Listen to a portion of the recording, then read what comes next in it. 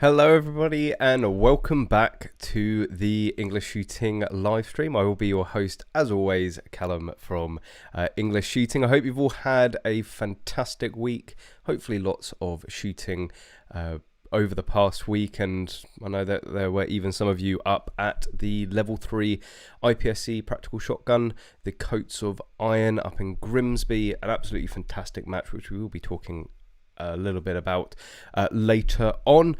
For anybody joining that's new, welcome. Well, I don't bite, I promise, unless you ask me very nicely. But get involved, because all of you regulars know what this is about. Please don't hold back if you've got something to say, if you want to challenge an opinion, ask any questions, bring up any topic, or need some help getting into the sport or even picking out your next gun, then please use that chat box and get involve, have your opinions heard, and of course don't forget to hit that like button and hit subscribe, because it does make a huge difference to the channel in growing and reaching new people. So yeah, it's been a relatively quiet week, but actually, as the main topic of the video would suggest, some pretty astounding information and advice coming out of the CPSA. So we will be touching on that in a little bit, but just as a little bit of a rundown of what we will be touching on this evening. As I just mentioned, there will be the Coats of Iron. Unfortunately, I've got a load of footage and stage footage from myself and loads of other people, but because I'm a bit of a special boy, I need to get all of my footage approved. Luckily, Mr. Ben Ducker has put out my favourite stage of the match, so I'm going to show you a little taste of that match. We're going to be talking about a pretty ingenious hack of 3D printing guns. A guy using 3D printed guns to make a considerable profit at a buyback, and Boston Dynamics, while they're taking it to the next level, they are now literally mounting AR-15s or M16s to their dogs. Very, very interesting, and even more interesting is actually the target tree that they're looking at coming to an the target tree they're using coming to an IPSC match near you. But the main topic for this evening is going to be this article from the CPSA, which I just find absolutely astounding. And just to clarify, a couple of people commented that my post on English Shooting seemed maybe a little bit negative towards the CPSA, or maybe even Laura Saunsbury, and that couldn't be further from the truth. I'm incredibly supportive of both the CPSA and also Laura Saunsbury. I genuinely, if you didn't see the post, of course you should go over and check out English Shooting on the Facebook page, because this is where all this stuff gets posted first. And my opening line is, "What a sad state of play." Nothing towards the organisation or or Laura Saunsbury, but it really is a genuine sad state of play that organisations are having to put this information out there, having to put this guidance out there to help their membership. And to recap what is quite literally just written there, firearms owners in this country are, by definition, the most law-abiding, trustworthy, compliant people there are. You literally can't get a firearm certificate or even a shotgun certificate without being that sort of person. And there has always been this relationship with firearms licensing. You will have a relationship with your firearm inquiry officer, your FEO. Sometimes it's a good relationship, sometimes it's a bad relationship, just like, say, marital or love interest relationship. Sometimes there can be a bit of love there as well between you and your FEO, especially if they give you that 50 cal slot.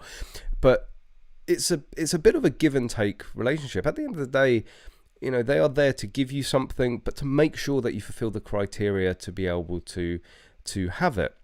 So they're always a little bit of a barrier. But what has happened in recent years is that barrier has got more fortified, it's got bigger, and it's got harder to get over. And not only is it a bigger barrier, but they're now actively coming after people. We've seen this ever since the Keyham shooting last August. where somebody, again, quite clearly shouldn't be in possession of a firearm, ended up going and killing a number of people. And the instant backlash of the police, it's a bit cliche at this point, is to come after all the other certificate holders and legal firearms owners, despite it being quite clear that it was an abundance of failings from Devon and Cornwall police. And it has triggered this abundance, this real siege of seizures and confiscations, and police turning up at literally all hours of the evening, applying quite considerable pressure for people to voluntarily give up their guns. And we've covered this a number of times in the live stream and separate videos, and this just is sort of, for me, it just takes it to the next level. For quite a large established organization, the CPSA, for those of you that don't know, is the Clay Pigeon Shooting Association. It is one of the larger organizations here in the UK. For this to pretty much be their official stance, it really does show you where we're at. And there's a few really interesting nuggets which we will go through on the article from Laura Saunsbury. And some of you might be asking, well, who's Laura Saunsbury? Well, she's the in-house counsel for the CPSA, so she is the legal brains of the CPSA. And with the CPSA, you also get legal expenses insurance, or you get legal protection if you have your certificates refused or revoked. And it's Laura that specializes in working with you and being your legal representative and being your solicitor. She is one of, if not the sort of best specialist solicitors in the country. I rate her highly enough that she's actually my solicitor as well, and has got me further in my application process than I've been in the last 5 years. So really, I think that's the biggest sort of nod towards Laura Saunsbury as I can give, is that she's as well as the in-house counsel for the CPSA, she's also my solicitor. She knows her stuff. She specialises in firearms licensing and also revocations and general firearms issues. And this issue in particular, the voluntary surrenders, is something that privately we've been talking a fair amount about. I spend a lot of time on the phone with her, and it comes up, and she has actually said to me for a long time that it's getting harder and harder not to advise people to voluntary surrender. And you're thinking, hang on a minute, we've got the most compliant, most law-abiding, upstanding members of society, and it's looking closer and closer like the best avenue for them is to be non-compliant. And this is a number of factors, and it pretty much comes down to the cards being stacked against the certificate holders. So as a recap of voluntary surrenders and revocations and this, that, and the other, it's a tactic that has been used quite successfully with all these, Field Sports Britain call it the gun grabs, is that there are two ways in which you lose your certificates, right? So you do something that causes concern to the police, or you don't even need to do anything. Somebody can just make an unfounded allegation against you, and the police will want to investigate it. You're a firearms certificate holder. You need to keep yourself to the highest standard. They want to make sure that everything's okay. Now, if they have real severe concerns, if they are absolutely adamant that you are no longer fit to have a certificate, they will issue a revocation. This gives the police the powers to come into your house, whether you like it or not, remove your guns and remove your certificates, and then it triggers it can trigger an appeal process. You have the right to appeal that decision. There is a very concrete legal mechanism. That's where the legal expenses insurance that I go on about all the time kick in. That's when you get a solicitor, you get a barrister, and you can have your day in court, and you can tell them you're wrong because of X, Y, and Z. The other avenue is that they ask you to voluntarily surrender your certificates for the purpose of review. Now, there is no actual legal structure for this. There's no timeline in which it needs to be completed. There's no appealing that, because it's all in the word voluntary. If you voluntarily hand over your guns and your certificates, well, what do you have to challenge? You've voluntarily chosen to do that.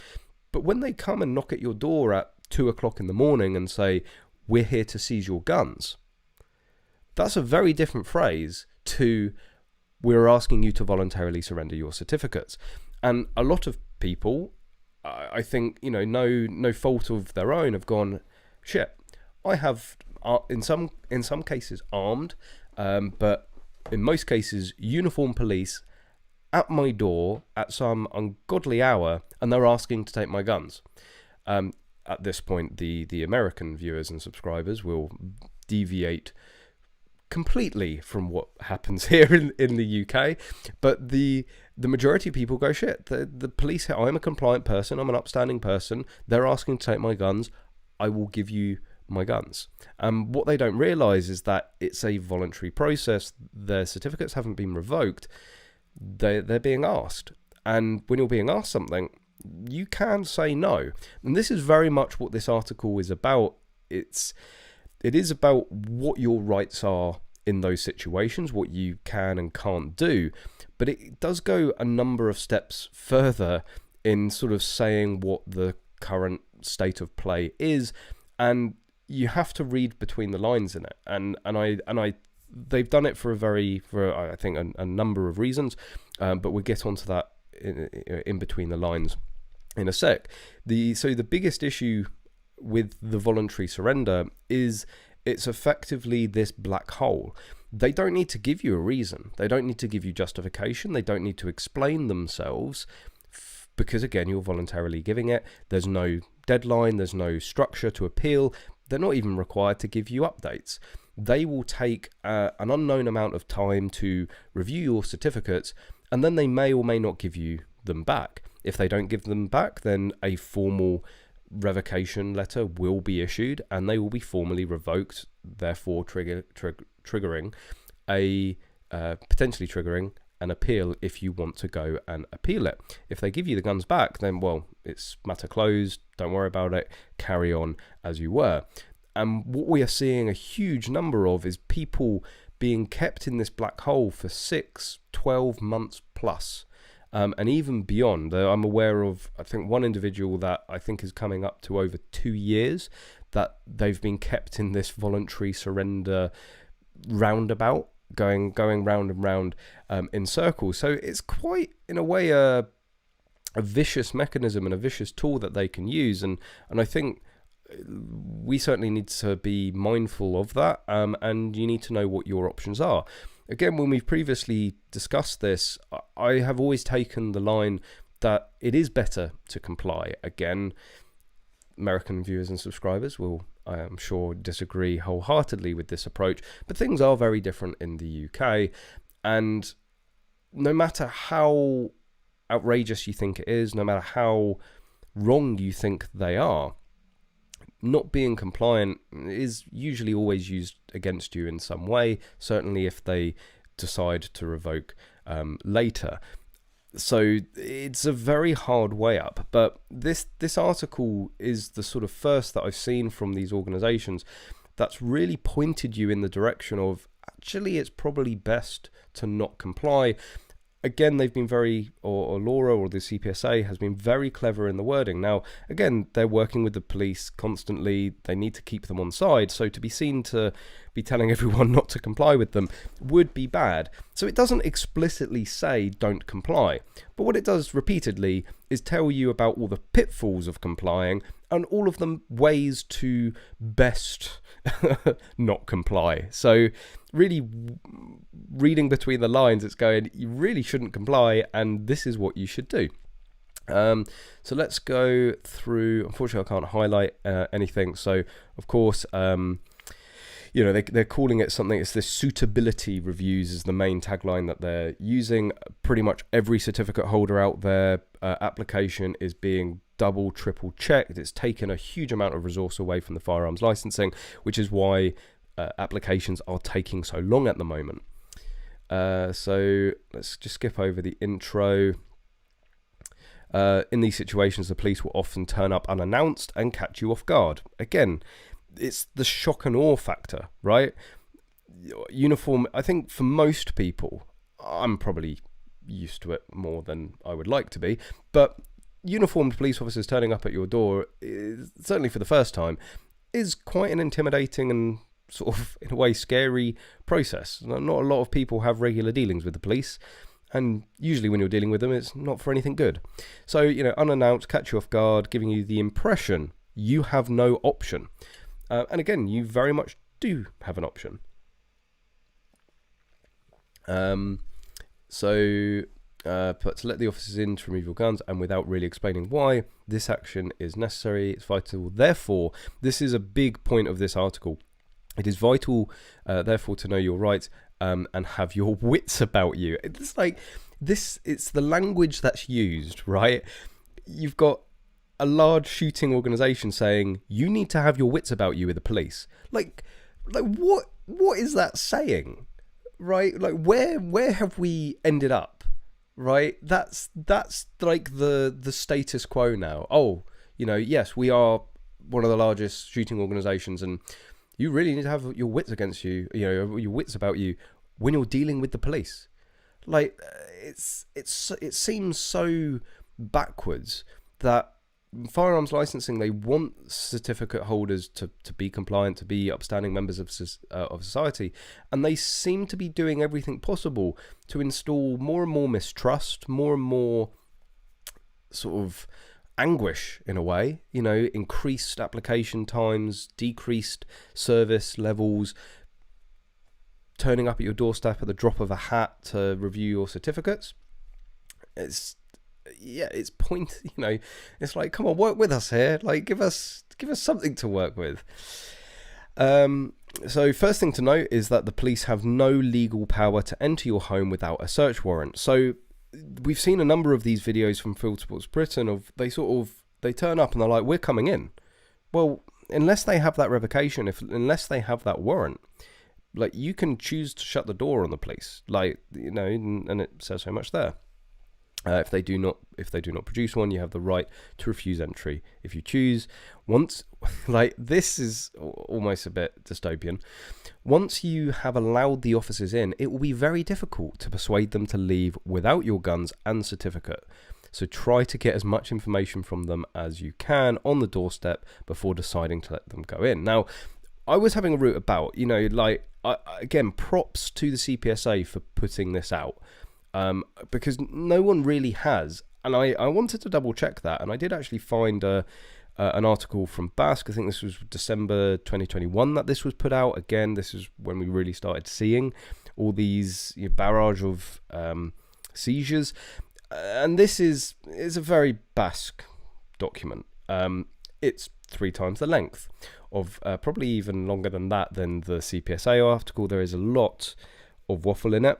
And it's very factual. I think it's very, very useful, and actually does go as far to say stuff like this. If police do not have sufficient grounds for being present on private property, they may even be committing aggravated trespass if they are persistent and obstructive, or even armed trespass if they are armed response officers.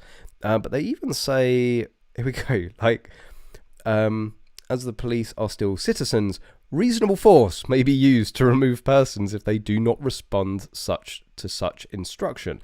So, I mean, like, okay, I don't think it's done in necessarily the same attitude as the CPSA, but still, the largest shooting organisation, basically saying that you're legally allowed to use reasonable force against the police if they come into your house looking for the guns with no good reason. It's like, Jesus, has it really got that bad, right? But the main point of this paragraph in context of the CPSA article is that if you ask the police to leave, if they don't believe a crime is being committed, if they don't have a warrant, and you ask them to leave and they don't, they're then breaking the law, right? They have no right to be there. You've asked them to leave. They're then trespassing.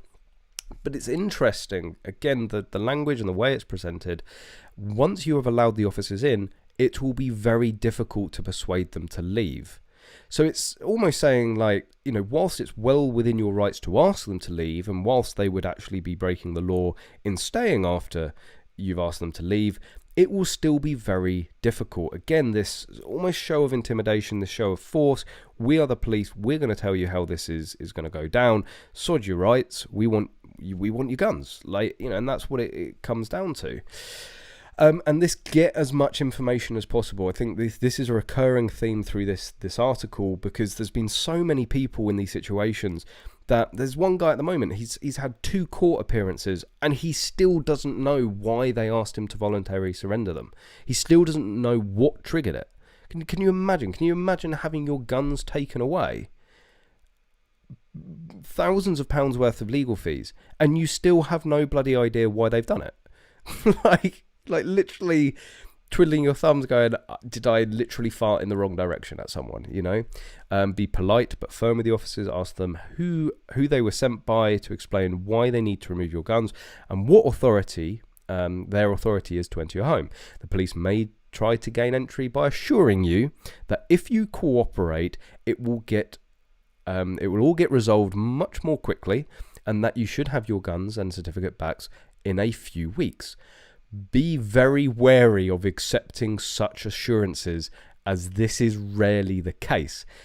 It might be a little bit of a stretch to say this, but all I hear here is that the police lie to you, right? You are going to be lied to. You're going to be told to cooperate because it's in your best interest. It's all going to go quicker.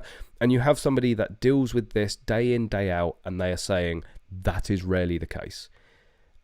Again, this whole level of mistrust. Like, I'm sure there's a lot of people out there that are like reveling in this. They're like, finally we've seen the true colors and this. I'm not reveling. Like, you know, you want to throw out terms like bootlicker and this, that, and the other. It's very, very different here in the UK. The relationship with firearms licensing, and the police.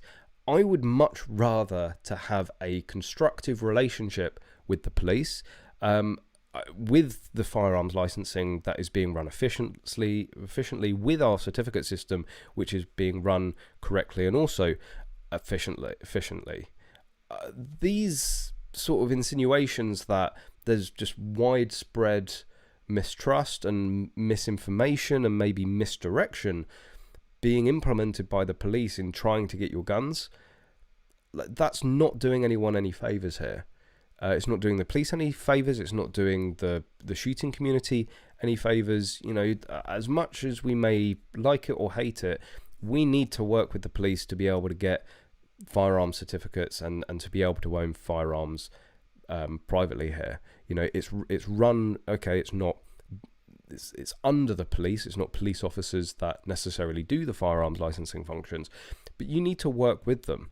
And all the time there seems to be this bigger and bigger void growing, or this bigger mistrust between both sides. It's coming from both directions here. Like, that's only going to cause more issues. It's only going to spark people to take the option of you know, legal action more and more. Like, a lot of these matters previously, you know, speaking to the likes of Laura, speaking to other sort of firearms specialist solicitors and barristers, even speaking to BASC, you rewind 5 years ago, and a lot of these matters could be dealt with a phone call. You know, and this is where BASC was usually very, very good, is they would phone up on their behalf and, you know, on a certificate or a member's behalf and go, hang on a minute, mate, like, this is, you've got a job to do. You've got, you know, we get that, you know, public safety, you know, suitability checks, this and that, the other, but you're overstepping the mark. And then, you know, usually the firearms licensing department would go, yeah, all right then, okay. And they would come to, it wasn't always just a complete overturn, but they would certainly get into just a very informal negotiation or discussion, and both sides could sit down and come to some sort of an agreement or understanding where both sides were happy. And more, this option seems to be just not necessarily overlooked, but things are seemingly escalating so quickly that they don't even have that chance. It's just, right, legal action. I'm appealing. I will see you in court. Again, that doesn't benefit anybody at all. So where were we? In reality, because these reviews are now being conducted in both greater depth and numbers, they are taking longer and longer to complete. There is no time limit in which the police are obliged to conclude these reviews, and periods in excess of 6 or even 12 months are now not uncommon. During that time, you will have no legal avenue to challenge the police removal of your guns or certificates, and may struggle to get updates from the police on the progress of the review. You will only have the right of appeal if and when the police eventually serve you with a formal notice that they have revoked your certificate or refused to renew it. And of course, this is how they apply a lot of pressure in terms of, not complying. But if the police do ultimately revoke your certificate, what you said and did when the police turned up and asked you to surrender your guns will often form part of the case if you appeal the revocation, and you may not agree with their record of the conversation with the officers. Okay, all right, that's like strike number 2. Again, I think it's incredibly well written, this. I think it's giving you, I hope, maybe I'm just completely reading this the wrong way, but it's like, tell me the police are lying without telling me the police are lying. That's another thing. Like,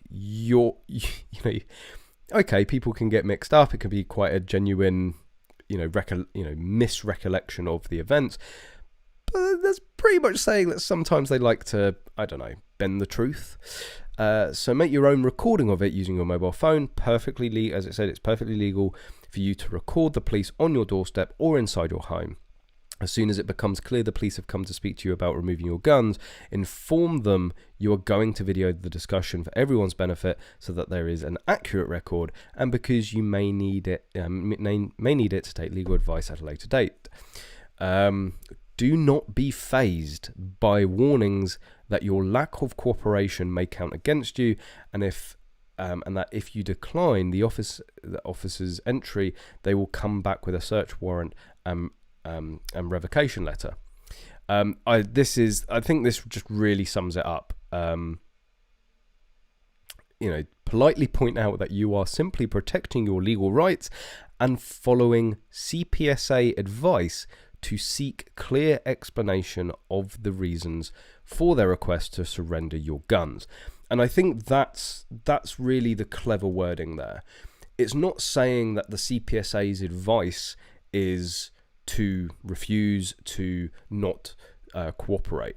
The CPSA's advice is at least have the explanation, a full explanation of why they have come to do it, because that can be absolutely golden in any future negotiations, discussions, or even court date. Because if they make something up on the spot, I'm not saying they would, but if something is made up, or they pluck a reason, and then suddenly that changes, then it sort of calls into question the whole validity of it.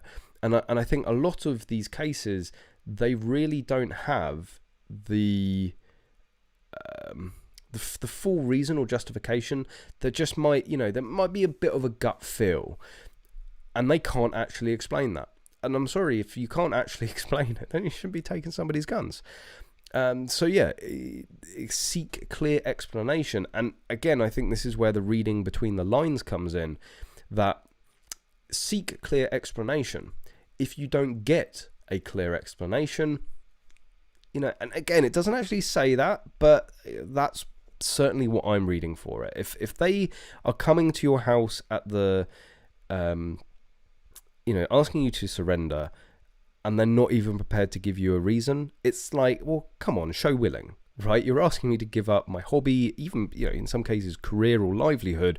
You can at least give me a reason. And the other real nugget here, if they attempt to intimidate you by threatening you that you are risking revocation of your certificate by not cooperating, respond that if the police have good reason to believe your possession of shotguns and firearms, this does extend to firearms as well, presents a danger to public safety, then the police should revoke. So to enable you to exercise your right of appeal. And again, I absolutely love that wording. I love the way that is put, because it's basically saying, well, hang on a minute. if you can't give me a reason, then you don't have a reason to revoke. So bye. It's like, I'm trying to seek out a reason here. If you can't provide one to me, then you can't provide one to the chief of police to revoke the certificates. So why are you here? And it's, yeah, again, I think this is absolutely sound advice. I think every certificate holder should probably have this article, or maybe highlights of this article, I don't know, tattooed onto their arm, or have a little, it's like the what is it, the Second Amendment carry cards, in the event of you say this. And like, I could do some English Shooting branded ones of that. That would be, I can imagine the look of the firearms officer's face, or the FEO. They've come to take the guns, and suddenly an English Shooting branded sort of scorecard comes out. Right, Callum says, like, oh, for fuck's sake. So yeah, again, I think that's brilliantly worded. I think, and absolutely right. You're being asked to voluntarily give something up. They must have some good reason. So if they can't provide that, then maybe they don't have as good reason. And again, absolutely sound advice, and I've said this many times before myself. If removal of your guns seems inevitable, consider arranging for a firearms dealer or another certificate holder to come collect them whilst the police are present, or while they go to get a search warrant. Again, while they go to get a search warrant and/or revocation letter. This will avoid the risk of them being damaged in police transit and storage. You may have to pay a dealer storage charge, blah, blah, blah, blah. But it's more than worth it. Like, seriously, I when I got mine into an RFD, I think I was paying like £2 a gun per week. And trust me, you'd rather pay £2 per gun per week than let the police store your guns. That's for certain. But I like this. It's like the statement of intent here. Whilst the police are present, or while they go away to get the search warrant and/or revocation letter. Like, that's sort of implying, like, if you've read between the lines on this article, you've told them where to shove it.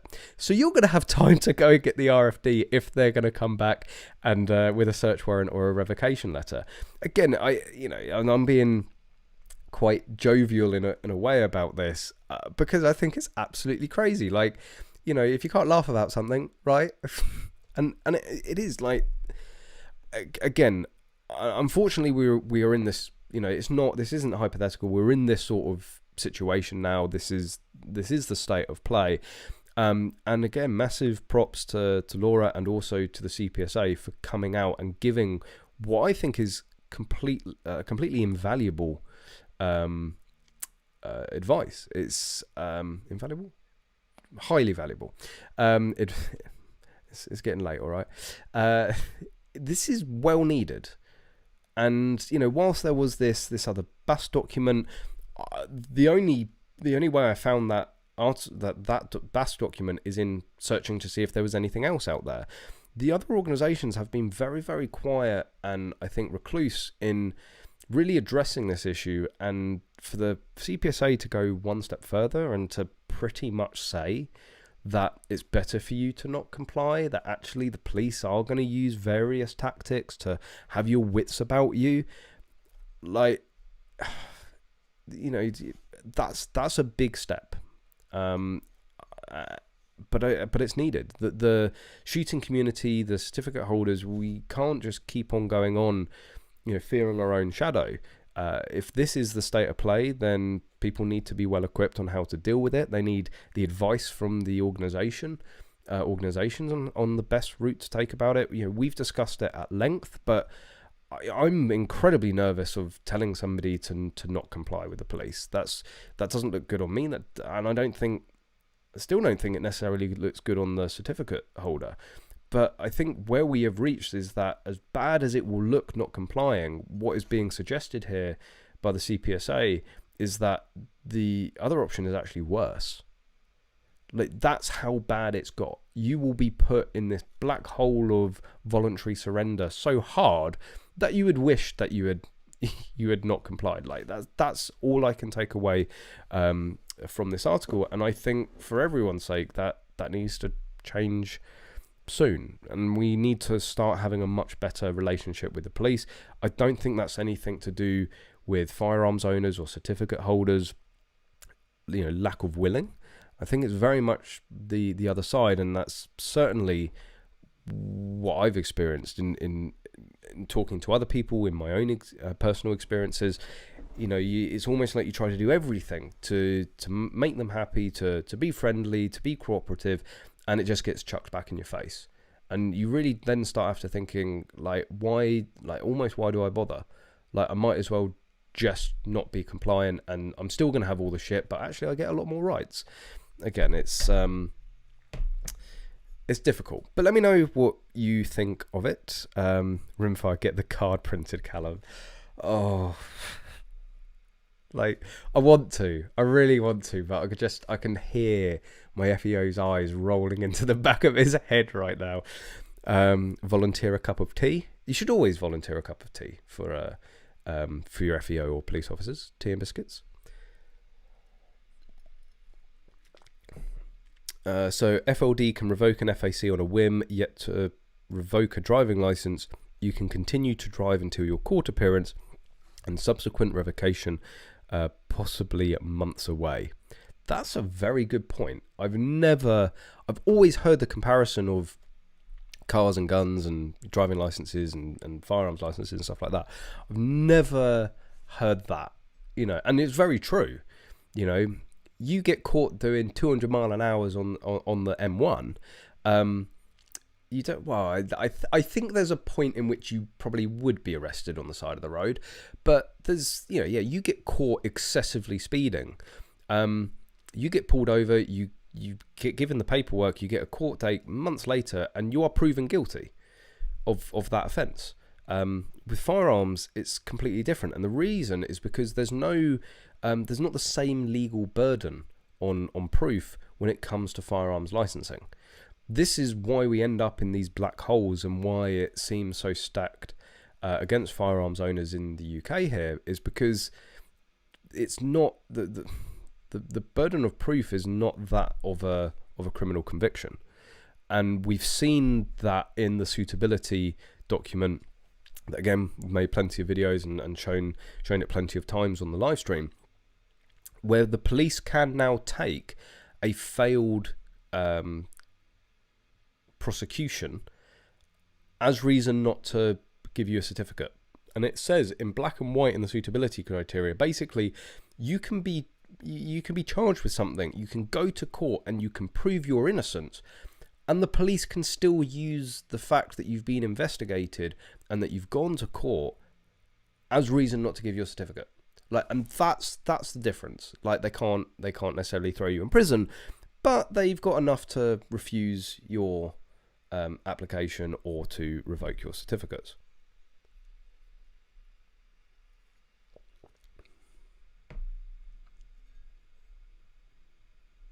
CPSA removing firearms. No, that's definitely not what's going on here. On the upside, ordered your RIF and for Action Air, albeit after a row with your local Ucara only airsoft shop. Nice, good. High capper's a good one to go for. Don't be an idiot like me and buy a Glock first for Action Air. Just go, certainly if you're going to be shooting standard division, just go for the high capper. It is a lot better.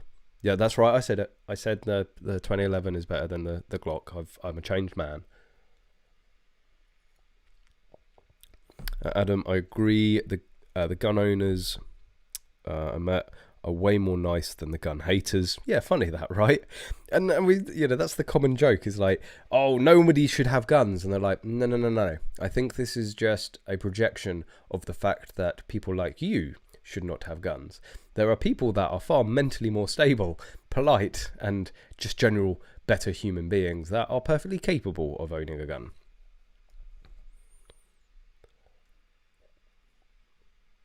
Yes, a big shout out to Super Mod Daddy Dan. He's got his work cut out this evening. I knew it would. He asked earlier on in the Discord. For those of you that don't know, I'll put the link to the Discord.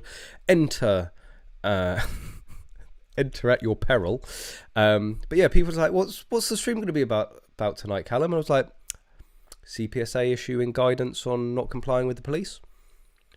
Dad's like, oh, okay, all right, fuck. It's a big talk. Like, it should be talked about. Like, the CPSA obviously think it's big enough to, or big enough and important enough to talk about. And again, I think this is why the CPSA actually deserves a lot of respect in doing this. Is this actually doesn't necessarily completely devolve any backlash in not being compliant with the police, but it certainly gives a better justification. Why are you not complying? My shooting organisation is basically telling me I shouldn't unless you give me a very good reason of why to hand over my guns. Like previously, like really firearms owners were like up shit's creek without a paddle, and we talked about this before in terms of the pros and cons of complying or not complying. But if you chose not to comply, that was solely your choice. No organisation, as far as I'm aware, up until now, has given any inclination or advice of what you should or shouldn't do. And again, whilst it doesn't explicitly say it, if you were to show that article to a judge and go, why did I not comply? Like, hello? Like, that's why, like, they basically told me. Like, and on the other hand, looking at it, with a balanced view, it could spectacularly backfire for the CPSA. If the members go, right, fuck it, I would have complied, but now the CPSA basically says I shouldn't unless they give me a very good reason. And then a load of the CPSA members end up losing their certificates. Like, again, it is very, very difficult, very, very dangerous, and I think, again, very brave to put something like this out.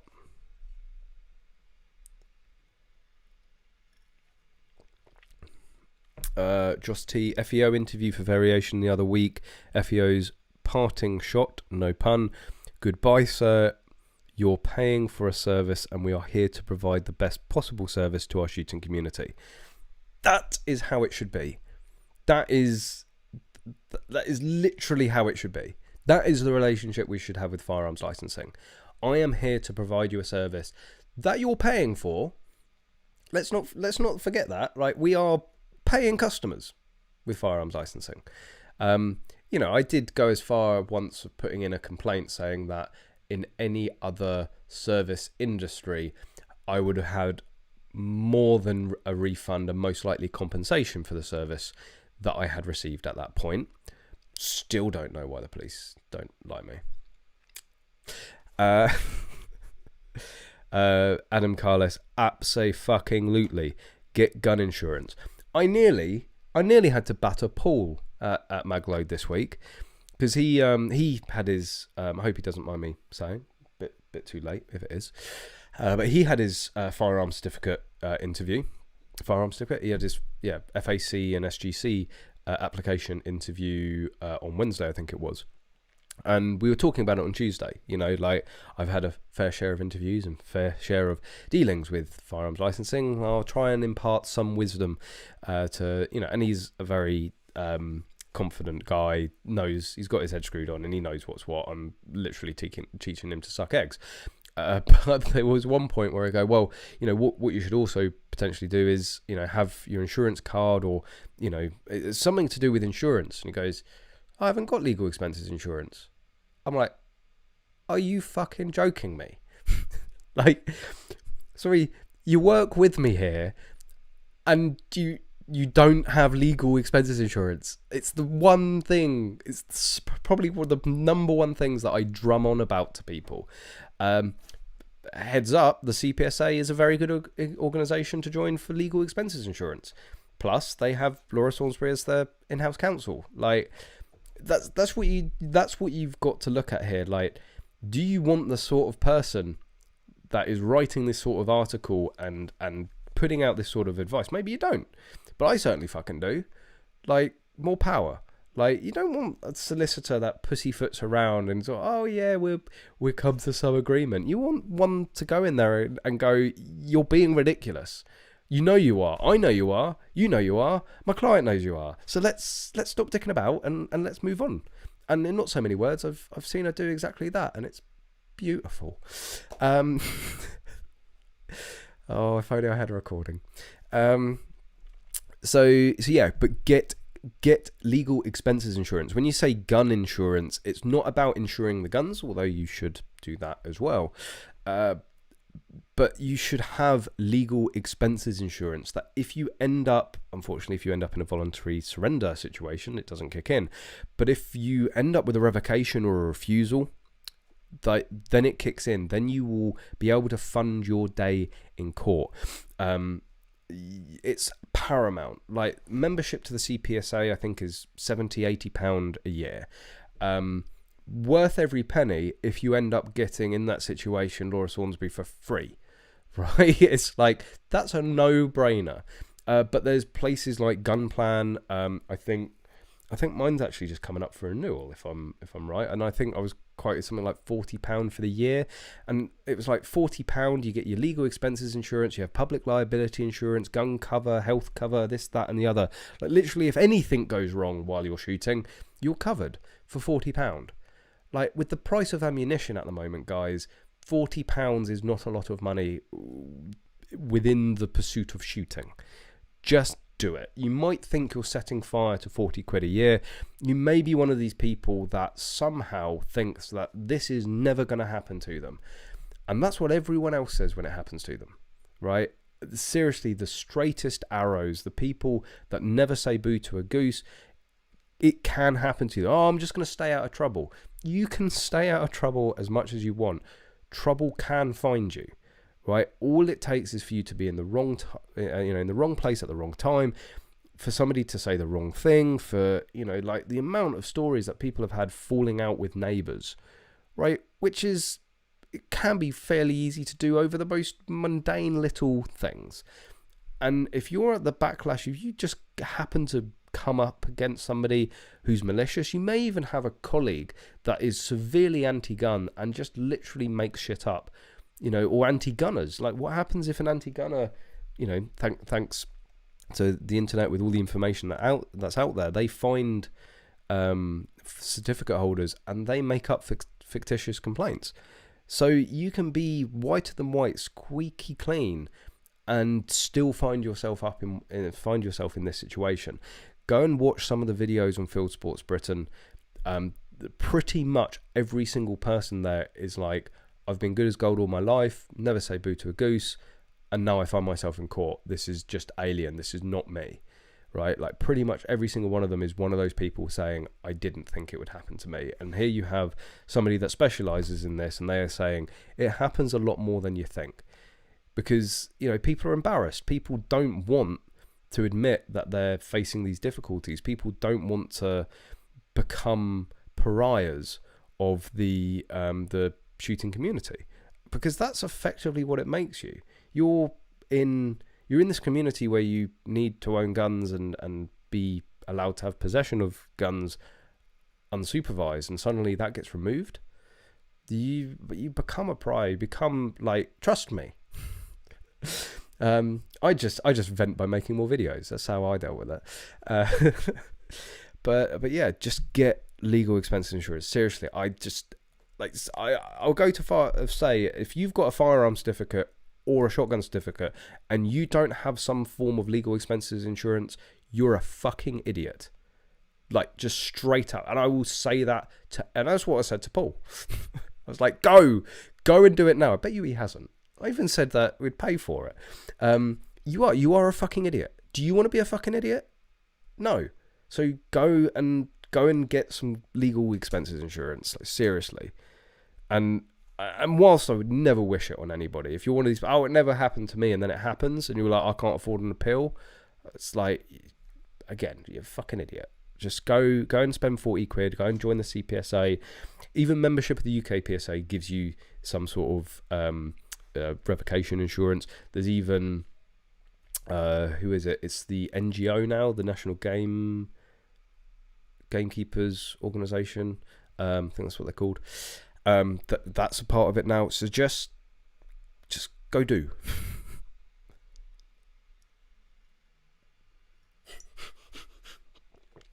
I don't know why people are deleting their text. They aren't deleting text. I am. Oh, Big Daddy Dan is at it again. Swinging that banhammer. Still waiting for my SGC. It's been over a year now. That's like, 6 months used to be a long time. Like Hampshire's average when I applied was around 6 months. That was a long time. Like now 12 months, 18 months seems to be pretty standard. Like we covered this a couple of weeks ago on the live stream, I think it was, this decline of licensing and decline of shooting sports. The harder it becomes to get, or the longer it takes for people to get a certificate, the more chance they're likely to not do it in the first place, give up during that process, or even forgot what they applied for when what's the firearm certificate? I didn't apply for a firearm certificate. Oh, you did in your 20s? Marjorie, I'm 83 now. I can't remember what I did in my 20s. Like, oh, mark my words, that's going to fucking happen, isn't it? You're like, oh, I want to retire at 65, so I will apply for my firearm certificate when I'm 12. There we go. I should have it by then. I may even have a few years left in me for a variation or two.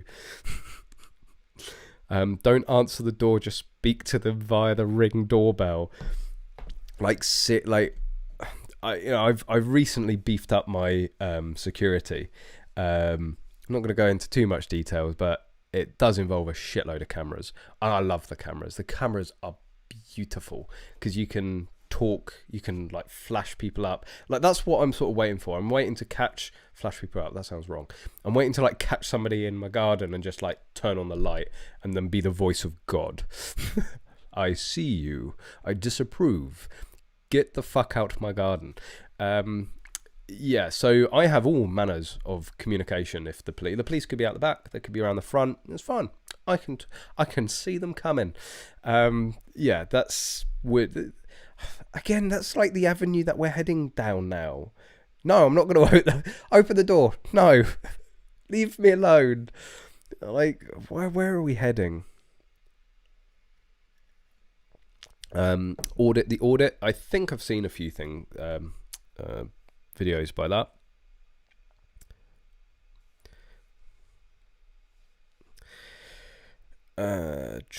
Joking aside, that would be a great idea to have a card with the correct wording should this happen.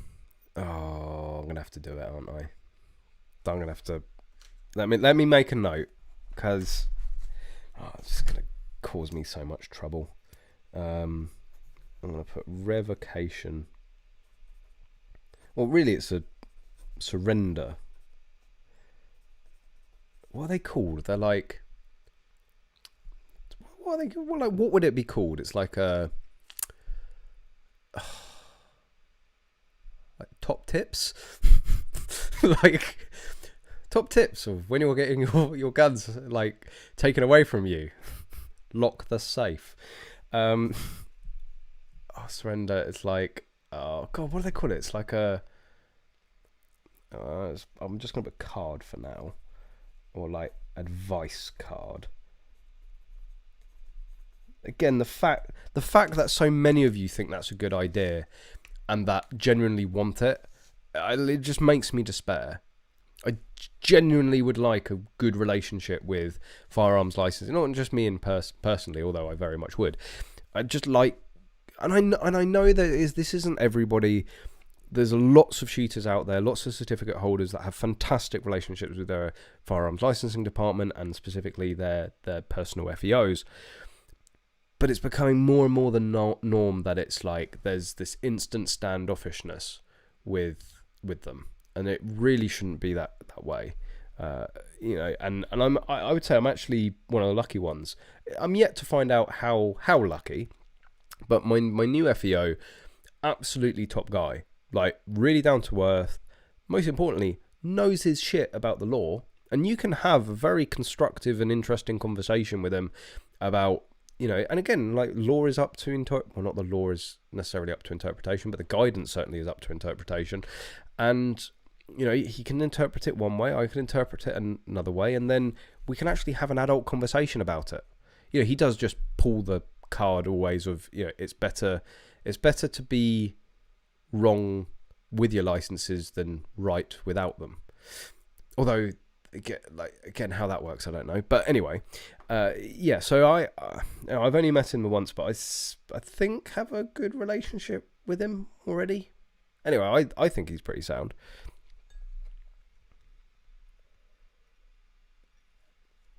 Andy Carles, Gunplan have discounts at the moment for new customers.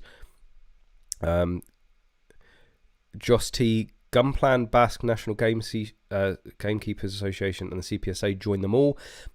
Just to point out, I know pretty much every single one of you watching will know BASC doesn't offer legal expenses insurance anymore. Yeah. BASC is, I think, again, I'm getting closer and closer to rejoining just purely from the wealth of knowledge that they have. But they don't have legal expenses insurance. If you're joining BASC for legal expenses insurance, you're joining the wrong organization. Just as a side note, talking about everyone that's watching, hit that like button. If you're watching, you've got far more people watching than we have likes. Why are you watching if you're not liking? So hit the like button. It's free. It doesn't cost anything. It literally just a quick tap, split second, makes me feel all warm and fuzzy inside and really helps the channel. And if this is the first time, or maybe the first few times that you watch the live stream and you're enjoying it and you're enjoying the channel, then make sure you're subscribed, because we do this every single week, 8:30 p.m. UK time on the Thursday, and occasionally I do release videos. Yeah, this isn't a live stream channel, I promise. There is new content. I've come so close to finishing the editing of the Trigicon MRO review, and then I realised that it's not so much of a review, more why you should be using it for IPSC mini rifle. But there's I think some general good consumer advice in there. I tend to try and sprinkle that in the reviews. So yeah, that's probably going to be the next video out, and then I have fucking tons of match videos to do. I really don't know how to prioritize them. Certainly the UK ones would be done chronologically, so that's going all the way back to Basildon mini rifle, and then it will be. Didn't get to film in Scotland, unfortunately, because of the rain, the good old Scottish rain. So yeah, I don't have any footage from there. What was the next match after that? Oh, there's Yevley mini rifle. There probably be a video from there. We've just had the Coats of Iron, which we are going to talk about. The next match, though, I will bring this up, and I am very the stuff that is coming out at the moment about this match is just looks incredible. That I never realised this range was as big as it was. So if you're, just as a quick side note, I know not everybody's into competition and IPSC, so stand by. We will get back onto general news and politics. But there is a pretty big match. I always go onto the wrong fucking computer to be able to put links. And FYI, recoil guys, stop using shoot and score it. Please use practice core. It's so much better. So much better. But yeah, we do have the level 3 Scottish Masters that is coming up it's on the 26th to 28th of August. I will be up there on the Sunday. We're actually at the Yevley level 2 LBP match. That's on the Saturday.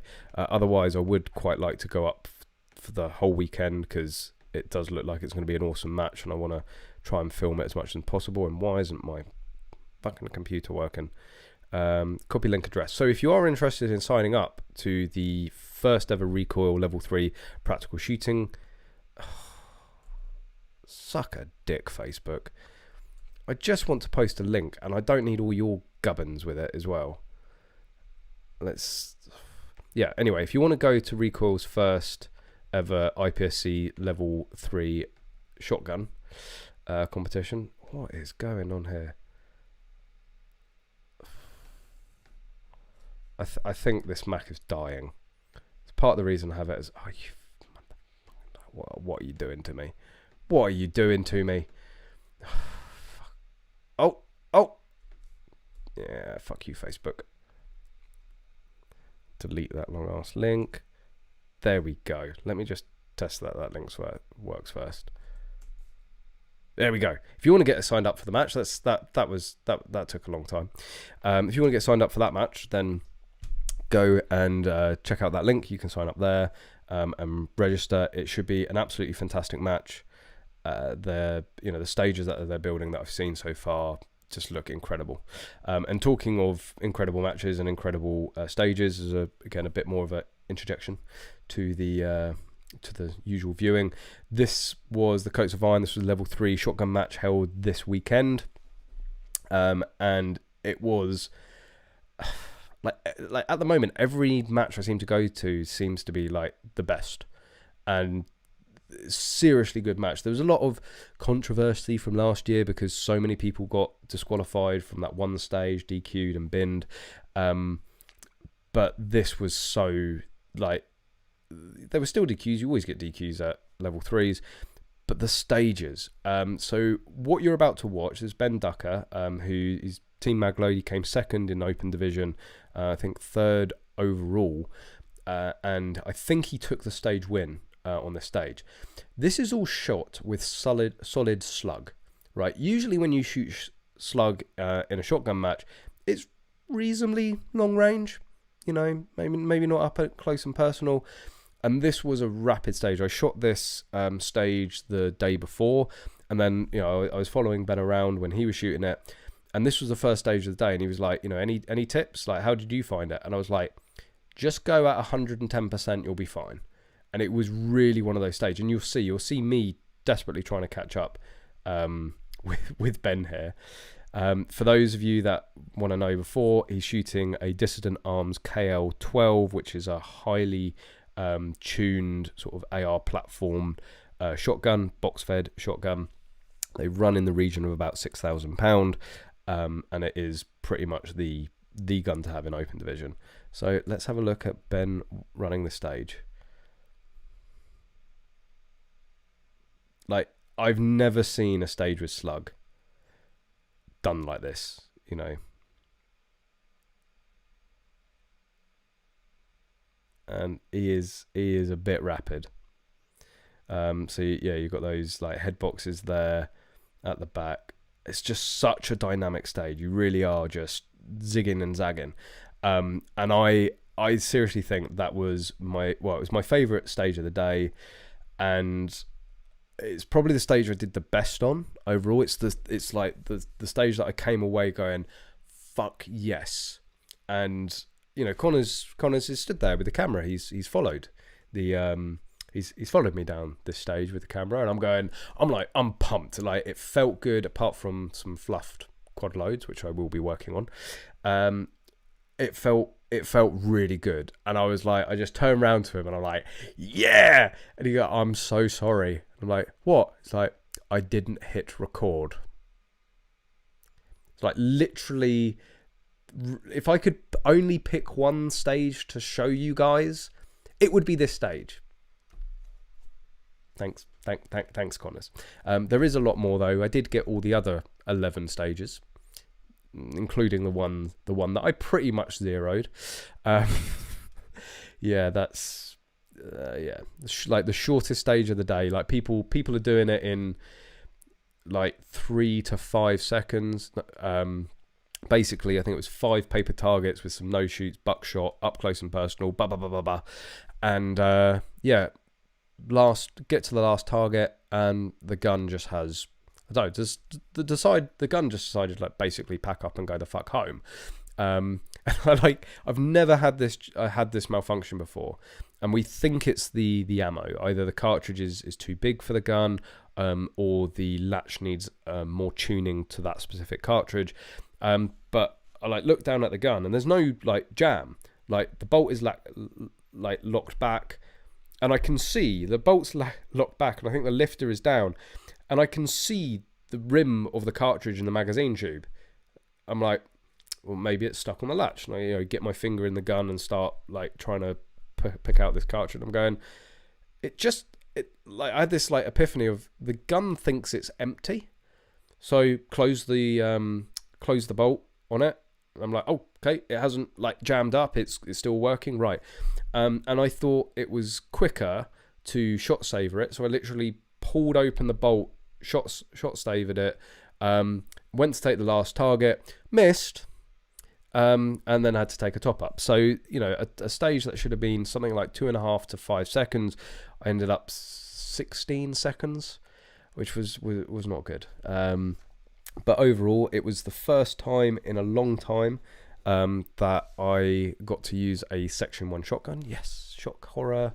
I literally can't remember how many times I had to explain to people how.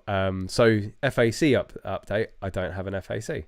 And then people, but how can you shoot a Section 1 shotgun? Well, as previously discussed, because I knew this would come up in great detail at various points, there's another way in which you are legally allowed to shoot a Section 1 shotgun, and that is under an RFD, for the purposes of that RFD being specifically test and development, market, like test and development,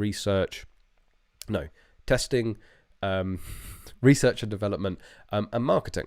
Now, at the end of the day, like, we genuinely don't get to shoot the shotguns in between matches, right? It's really bad because we should probably be out there training a little bit more, and certainly testing a lot more, but the competitions are really the only time we get to test new products and modifications to the gun, and actually quite a significant. Any Benelli M2 owners, you may be very interested in this. It's not necessarily, it's not. I'm not gonna say close to being released. We want to do some more testing in it, and at the end of the day, you know, Magload is all about competition proven.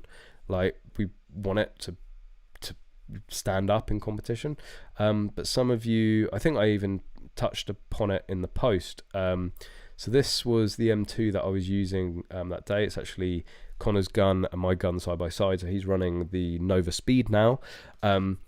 As you can probably see from the markings that show that it's not standard, the speeds, like we're calling it, the speeds are not out of the box competition winning guns. You probably can go and win a competition with it, but there are modifications needed, and Connor's is well down the path on that. But this is it was a bog standard Benelli M2 field, right? And this is actually what we recommend people to get. Don't go and get the SP. And this isn't just because we want to sell you loads of upgrade bits and modifications and this, that, and the other, because they end up working about the same price anyway. But going and getting a bog standard field, you can have it tuned and fettled and played with exactly how you want. But one of the biggest downsides of the standard field is the bolt release button.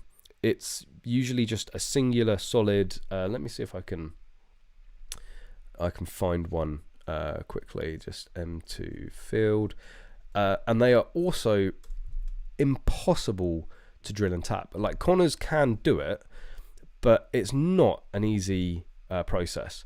So this is a little bit grainy, but you'll get the general gist. That is a standard button on an M2 field. If you drill and tap it, usually, and you don't know what you're doing, the button actually just falls apart. And that is not good for practical competition. You want a big button. You want to be able to hit it quick and hard. That's what she said. For the keen-eyed amongst you, you all know that this is actually the Magload M2 Speed and SP button. And that's because this M2 field is now running the SP latch, which is a lot.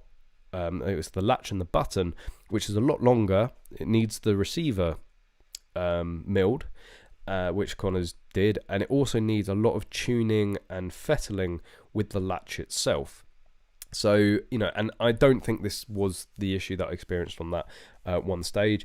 Apart from that malfunction, I had one other in the aperture stage. Loads of people had issues there. It was just a really fucking awkward stage. But the button, for me, ran flawlessly, and it's a huge difference. But this is, as far as we're aware, this is the first time that this has been done on an M2. We want to test it, and we want to offer it as a potential upgrade service.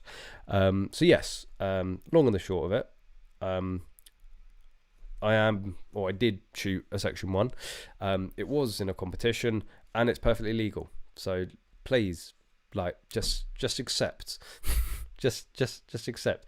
If you wanna, you wanna talk about the wonders and of the likes of Laura Saunsbury, she would also attest that it is completely legal as long as you are performing services or purposes for the RFD for which the RFD has the RFD. You can do it.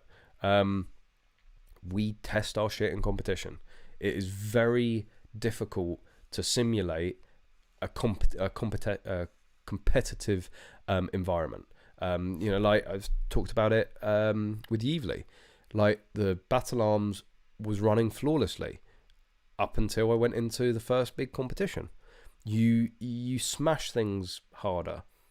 That's what she said. You shoot things at funny angles. That's what she said.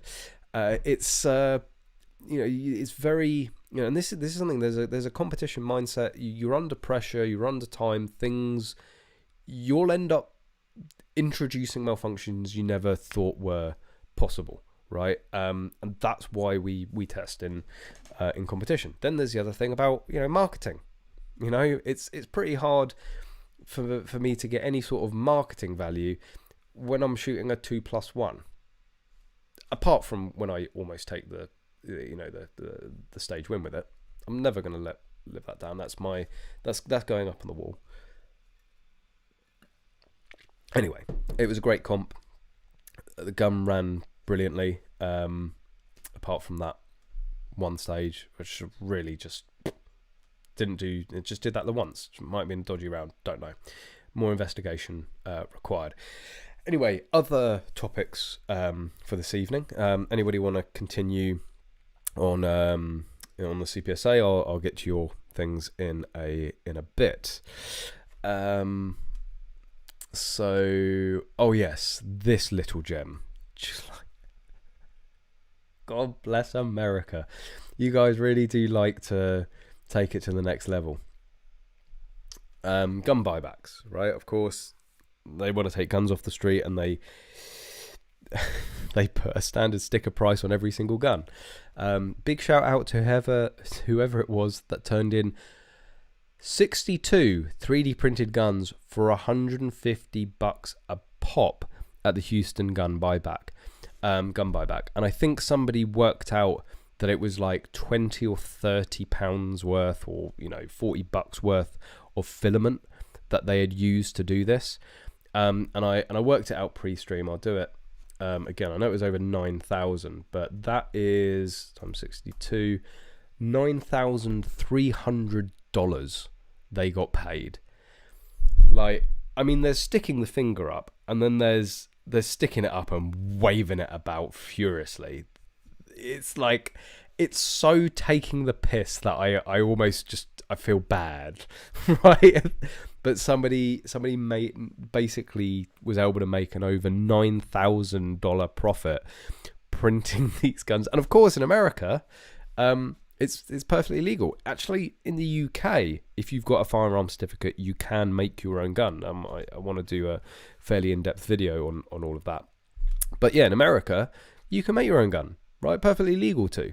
So he literally has farms of printers printing out. And we thought about doing something similar when we had the Mars and Lever release ban. Included, I think I talked about this on the channel. They included blowpipes, and we were like, well, what's a blowpipe? It's just a bit of pipe. So, and I think they were paying something like 10, 15, 20 pounds per blowpipe that was surrendered. And it was like, well, why don't we just hop on off to B&Q, hop on off to Wix, get a load of PVC piping and just cut it into 30 centimeter lengths. That would be a good return. Probably not as good a return as $150 a pop for a 3D printed gun. But yeah, like these buybacks and surrender schemes and this, that, and the other. I think it, in a way, is there a good benefit? I don't know. I'll let you guys be the judge of that. But it certainly shows how open they are to exploitation, but also potentially how meaningless they can be. actually, would that $9,300 be better spent on, more policing or this, that, and the other? A box of what authorities described as ghost guns, of course they did, were collected during the buyback event Saturday, July 30th, 2022, at Wheeler Avenue Baptist Church in Houston. It's just the balls, the absolute balls on the guy to walk in there with that box and goes, he, and like, the guy on the other side of the counter is like, are you absolutely taking the piss? Yeah, I am. I'll have my $9,300, please. I thought that was a fairly out there story, not something that you see every day. Anyway, don't forget, like and subscribe if you haven't already. I literally only do this for the likes, so make me happy. What are you guys saying? These cards should be free to this channel subscribers. I'll see what I can do. I'll see if I can hook you up. See what you can do. See what you can do. See what I can do. Daniel South Wales is great. My FEO is a nice guy. It's it's always great to hear that. BASC are not worth a bucket of cold piss. Go on, get off the fence. Tell me what you really think. Saks is great for insurance. Yeah, but isn't that like the Scottish? This is a Scottish organisation. I mean, if you join it, like, are they still going to honour it when you guys break off and form your own republic? Happy if I ever get if I ever get an FEO, you will let me know. I do feel sorry because you put your application in, I think, roughly around the same time that I did. How are they prioritising me? It's just so that they can say no sooner.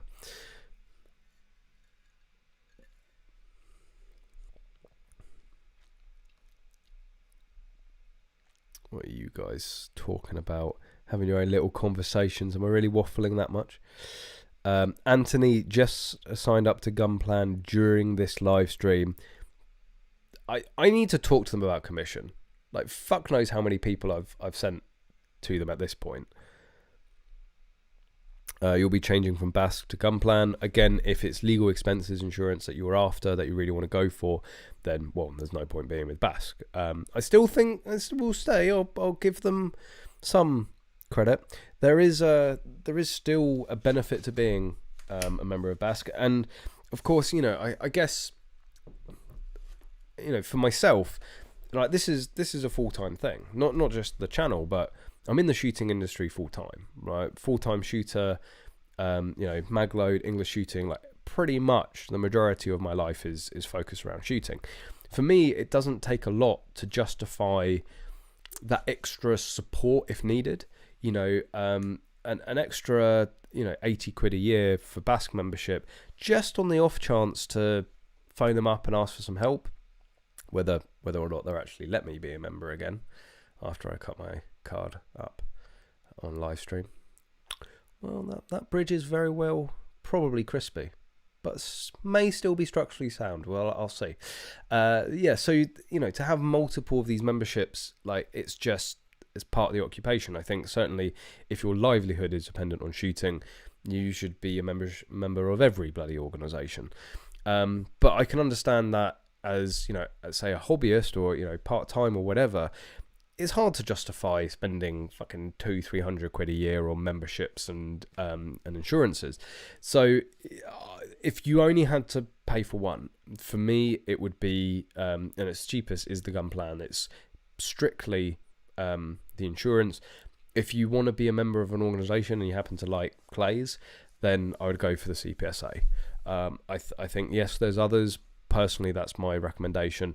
For 40 quid a year with Gunplan, it's just an absolutely no-brainer. And I am literally saying that with no kickback, no relationship, no partnership. Just like, that's who I chose. I pay my own money for. They're not paying me to say that. That's what. Just do it. And if you want to feel extra secure, I think get the CPSA, because I would much rather not be spending my own money paying Laura. I'd much rather the CPSA insurers be paying Laura. Original application was November 21 before they returned them all at Xmas. Yeah, that's... Is that when I applied? Oh, I've lost track. I have royally lost track. I've got it. I forget. I literally forget how long it's been. Let me have a quick look-ski in the emails. Follow up. Where is it? I used to have it. I swear. Oh, fine then. Let's just go Hampshire. It's going to be so long. Firearms. Licensing. Hampshire firearms. Funnily enough, lots of emails with Laura.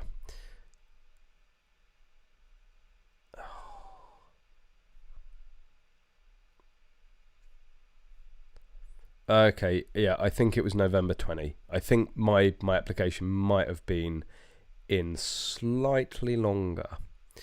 Online submission. Yes, it was around January 21.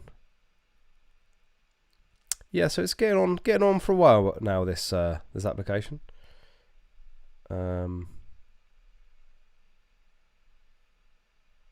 No, maybe it wasn't. Oh, I don't know. I'm so confused now. No.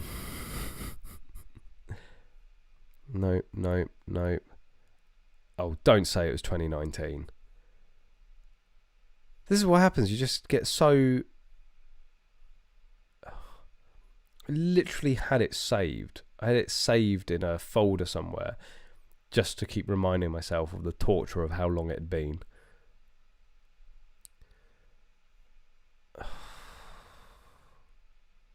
Literally forgotten. Funnily enough, I was doing my books the other day and I saw it come up on the accounts. No, it is not there. Anyway, I can't say it. I think it's been like 2 years at this point. Yeah.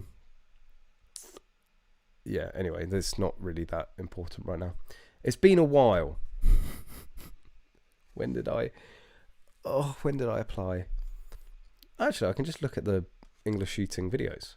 Because it would have been around the time that I did... for those of you that don't know, if you're looking at getting into your...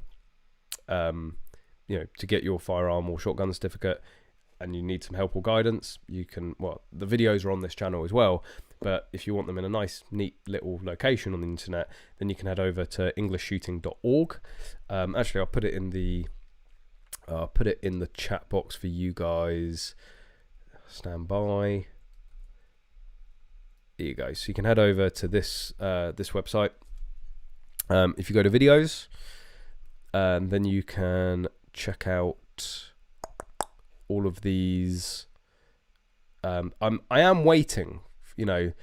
I'm the reason this series only goes up to your interview is because that's where I'm at. Right. When we proceed further down the line of the interview, there will be other videos to come.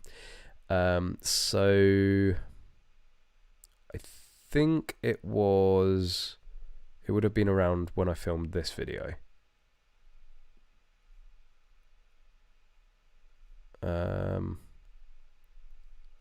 When was this released? September 2020. So yeah, maybe it was like October 2020 that I ended up putting it in.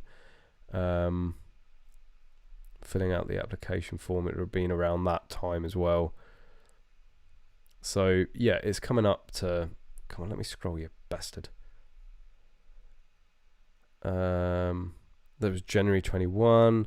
So yeah, I think it was towards the back end of 2020.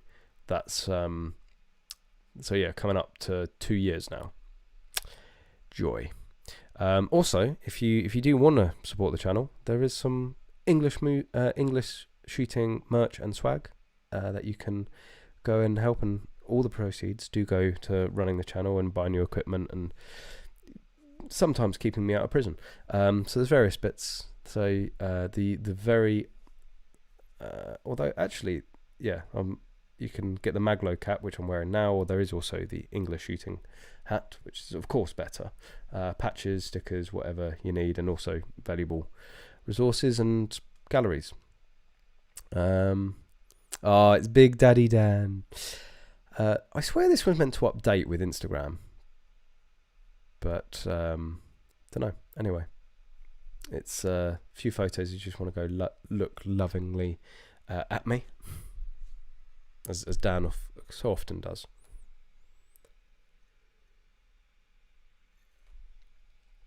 On BASC membership site, it still says up to 10 million legal liability cover. Again, you've got to be. It's all very similar wording. Legal liability cover, they still do. Legal liability is that if you have an accident and somebody sues you, it's legal expenses insurance. They won't. That's what got removed, but you still get liability insurance. So, which is important to have, because accidents do happen, right? Even if you're the safest shooter in the world, an accident can happen. Usually down to the fuckwittery of somebody else, but it can happen, and you want to be covered. If somebody sues you, then you want to have that support behind you. But again, Gunplan offers that and legal expenses insurance.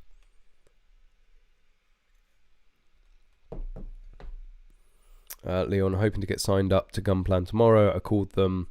They said that they will cover me even though you're in Ireland. That's awesome. Awesome, yeah.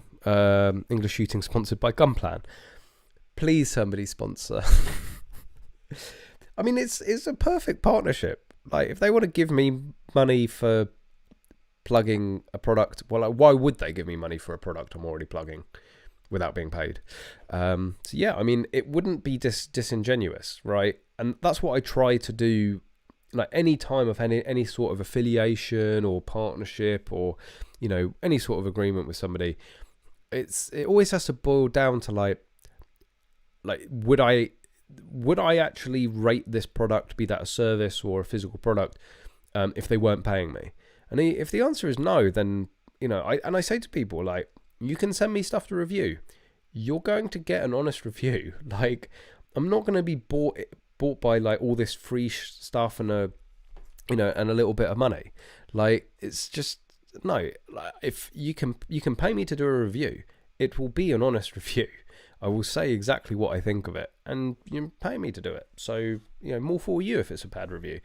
But there's so many people that you can literally buy their opinion, and I'd like to think that I have a little bit more integrity than that. So yeah, if Gunplan want to pay me, like, I think they offer a good product. I pay my own money for it, so I'll be happy to endorse it. What I would actually really like to do is either, and I've had this idea for a while, is either go to them, and I think there could be improvements to the product, maybe make a few tweaks in it, and maybe even get them to try and address this voluntary surrender black hole. That's what I'd really like to do, is tweak the package so it gives you some protection in that instance. Tweak the package and like have like the English shooting package of Gunplan, where I've sat down with them and created what I think is a better package, and moreover, I'd like to get an agreement that you guys get a discount. That's usually part and parcel of any sort of agreement. I'm like, well, hang on a minute, it's the viewers and subscribers that really makes the channel, so if you're going to give me something, you need to give them something as well. Don't worry, guy, I got your back. I'm always looking out for the English shooting fam.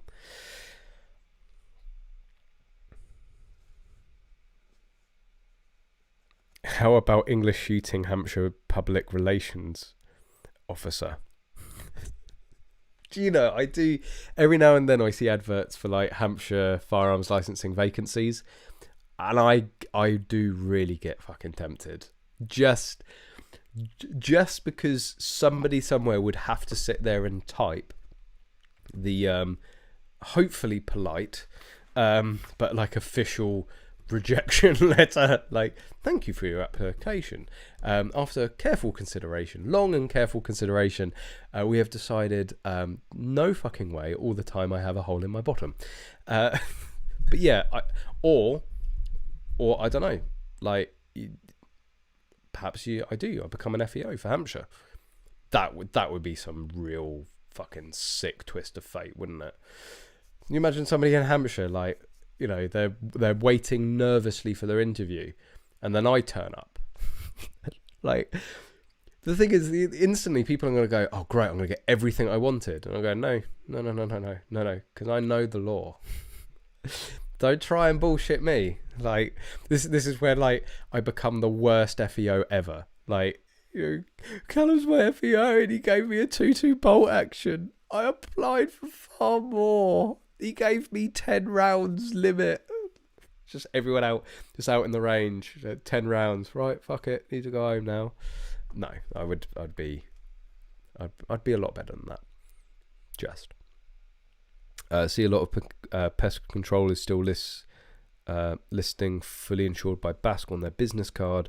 Better confirm that, guys. Again, like, just to confirm, for another point, there are multiple insurances that these organisations offer. The two main one is liability insurance and legal expenses insurance. Liability covers you or your business if an accident happens and there are damages, either to a person, to a building, to cattle, to anything, right?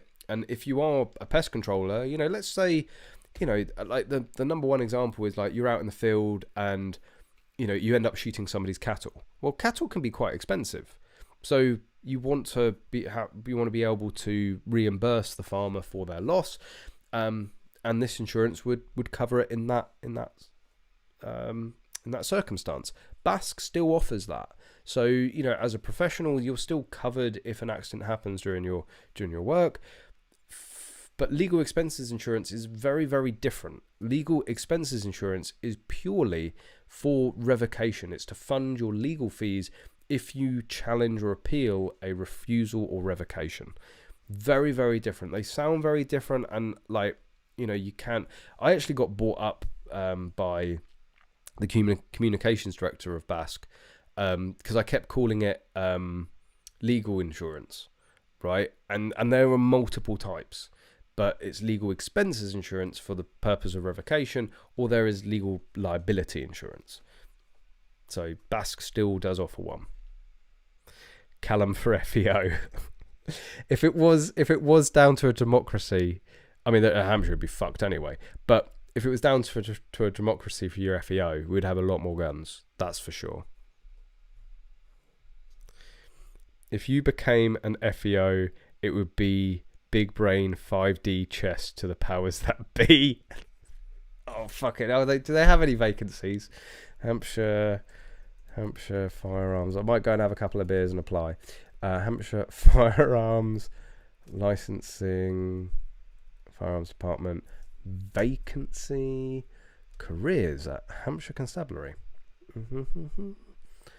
I am fine with cookies. Police staff.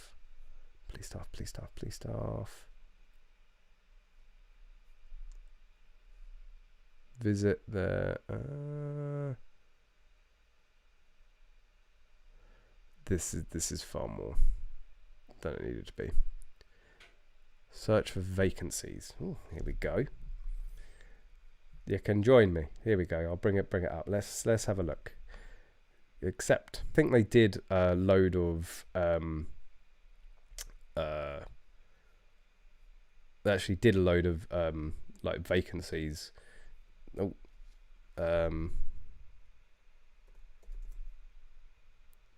Firearm. Let me bring you guys back. There we go. Firearm. Oh. That's disappointing. They did a bit of a recruitment drive recently, so I guess they filled them. Maybe next time, who knows. And on that note, Callum as an FEO, yes, 50 cals for rat.